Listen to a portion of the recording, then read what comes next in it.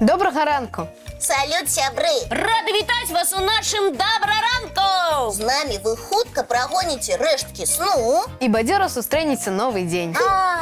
Як птушачкі на двары! Чулі б вы, як гучна яны вітаюць вясну! І не толькі яны. Лясныя жыхары таксама радуюцца надыходу вясны. Напрыклад, наш сябар барсук. О, магу пазнаёміць цябе, Рыся, і цябе, Глеб, з гэтым скрытным жыхаром лесу.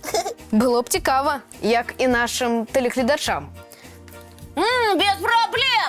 Толькі папярэджваю, сядзіце ціхенька, бо барсук то яшчэ канспіратар. Кагосьці з вас пачуе, адразу дасць уцекача. Толькі яго і бачылі. Добра, сяджу, ні гуку. Тады айда да барсука. Мы з Лесікам падрыхтавалі невялікі фільм «Знаёмства». А вось на ўзгорку і наш герой. Яго не пераблытаеш ні з кім. На белой пысе две темные полоски от носа до ушей. Маскируется, хитрун. У барсука цудоўны нюх. Менавіта нос падказвае яму, куды лепш рухацца, каб знайсці ежу. Звярок вядзе пераважна начны лад жыцця, бо ў цемры лепш бачыць і яму зручней паляваць. Заўважылі, як уначы свецяцца вочы драпежніка. Ён паспяхова палюе на мышэй, жаб, яшчарак, чарвякоў і насякомых. А калі натрапіць на грыбы, ягады ці арэхі, з задавальненнем паласуецца і імі. Даволі часта ў пошуках ежы барсука можна сустрэць раніцай ці ўвечары. А ў дзень ён адпачывае ў нары ці грэецца на сонейку. Нара займае важнае месца ў жыцці барсука. Ён вельмі дамавіты і акуратны. Парадку яго нары і каля яе можа пазайздросціць нават самая лепшая гаспадыня. Але асноўная прафесія барсука – будаўніцтва. Ён рэ шматузроўневыя норы, якія спускаюцца пад зямлю больш, чым на 5 метраў. Не дзіва! Зірніце на магутныя кіпцюры барсука, яго лапы. Гэты звярок быццам бы створаны для капання тунэляў. Свае унікальныя збудаванні барсукі перадаюць у спадчыну з пакалення ў пакаленне. Так, даследчыкі знайшлі падземныя барсучыныя гарадкі, якім, увага, 2000 гадоў. У тых норах ёсць спальні, кладоўкі, кухні, а туалеты вынесены на вуліцу. Ад сваёй нары барсук далёка не адыходзіць. Калі ён адчуе небяспеку, то палічыць за лепшае хутчэй уцячы ў сваё сховішча. Ворагаў барсука няшмат. У нашых лясах ён вымушаны асцерагацца ваўкоў і людзей.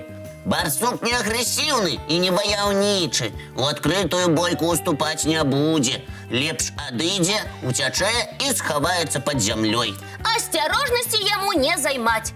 Перш чым выйсці з нары, барсук высоўвае пысу, прынюхваецца, прыслухоўваецца, азіраецца па баках. Усё спакойна, нішто не пагражае, цішыня вакол, ну тады можна ісці па сваіх справах.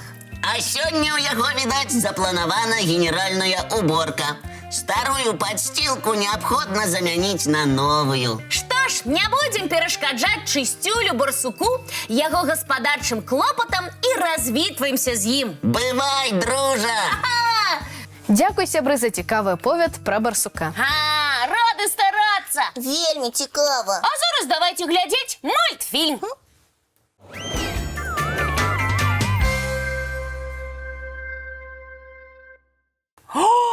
Ой, пашанцавала неразумнаму пеўніку. 3 разы трапляў лапы хітрай лісіцы. І гэта ўсё дзякуючы добрым сябрам. Не кінулі пеўніка ў бядзе. Шчыра кажучы, гэта толькі ў мульціку певень такі дурнаваты і бездапаможны. У рэальным жыцці певень надзвычай смелая і разумная птушка. Няўжо? Не верыце? Тады слухайце і здзіўляйцеся. На птушыным двары певень адразу звяртае на сябе ўвагу. Выглядае эфектна, паводзіць сябе з пачуццём уласнай годнасці. Ён проста франт і ганарлівец. І яму ёсць чым ганарыцца, Кася. Па-першае, у рэпертуары пеўня каля 30 розных гукавых сігналаў. Для параўнання, у салаўя каля 40 гукаў. А салавей вядомы спявак. Менавіта, Глеб. Як бачыце, галасісты певень не вельмі ад яго адстае, нармал. Ой, ранішнія спевы пеўня не кожнаму спадабаюцца. Крычыць, як шалёны. сірены, калі яшчэ усе спяць і сонца не ўзышло? Гучны крык пеўня дасягае 90 дэцыбел. У параўнанні дзіцячы плач не перавышае 80. О, я ж кажу, не спявае, а крычыць мацней дзіцяці. Папярэджвае, што трэба прачынацца. Так, Глеб, у пеўня лепшы зрок у параўнанні з чалавекам. Певень заўважае ўвасход сонца на гадзіну раней, чым чалавек бачыць світанне. Вочы пеўня адрозніваюць нават ультрафіялетавыя прамяні. І лямантуе, што сонца ўзышло. Будильник! Не толькі. Іншым голасам певень запрашае курэй падсілкавацца, калі знойдзе штосьці смачненькае, ці папярэджвае пра небяспеку. Калі хтосьці незнаёмы ступае на іх тэрыторыю. О, так. І тут справа не толькі ў яго пільных вачах, але і ў выдатнай памяці. Певень можа распазнаваць да 100 чалавек. Быццам дэтэктыў нейкі. Вартаўнік. Сваіх ён выдатна ведае, а чужых не пускае і на ўвесь голас папярэджвае пра небяспеку.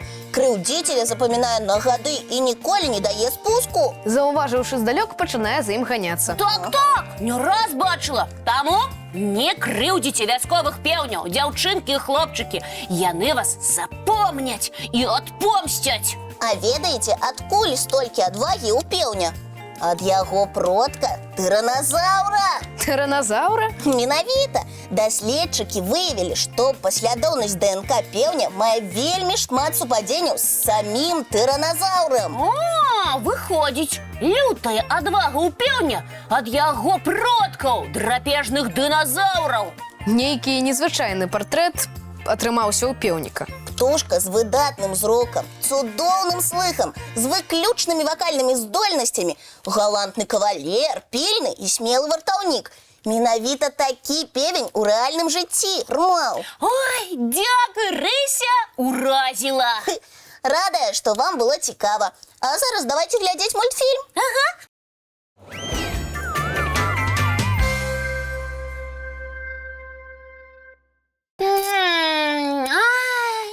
Салодкае жыццё.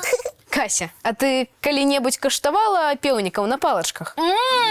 Смакота! Не толькі каштавала Глеб, але спрабавала зрабіць. Першая форма я вышлі, Глеб. Але на смак добрыя.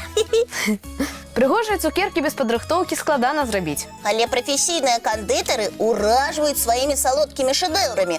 Вам цікава, як японцы ствараюць карамельныя скульптуры? Вядома, цікава. Знаёмцеся, амэдзаіку. Амэдзаіку – традыцыйнае японскае мастацтва вырабу ледзянцоў у форме жывёл, вядомае з 8 стагоддзя. Бачыце? І ў старажытныя часы людзі ласаваліся салодкім. Так, гэтае мастацтва прыйшло ў Японію з Кітая. Аднак сёння майстроў, якія працягваюць традыцыю амэдзаіку, засталося няшмат. Вось адзін з іх. Цікава, а з чаго гэты шарык у руках? Гэта будучая скульптура. У яе складзе цукровы сіроп і крухмал. Мастак з дапамогай нажніц фарміруе... Здаецца, маленькі сабачка, так? Так, а пасля размалёўвае яго харчовымі фарбамі.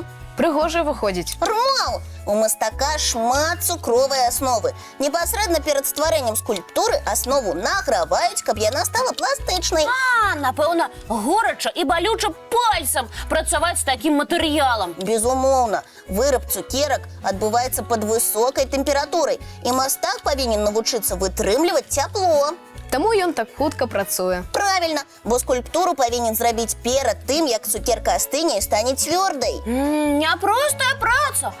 Ой, якая мілая кошка атрымалася. Нават шкада яе есці. Па тэхналогіі амэдзаіку вырабляюць розных жывёл, а таксама залатых рыбак, васьміногаў, жабак, птушак, казурак і шмат каго яшчэ. Яны як сапраўдныя. Ах, якая залатая рыбка! Нібы з акварыума дасталі.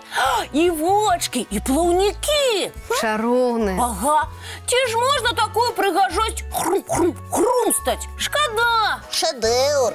І каб зрабіць такі цуд, патрабуецца талент, майстэрства і шматгадовая практыка. Ой, дзякуй, Рыся! Што пазнаёміла нас з японскім мастацтвам вырабу ледзянцоў. Радая старацца. А зараз мультфільм.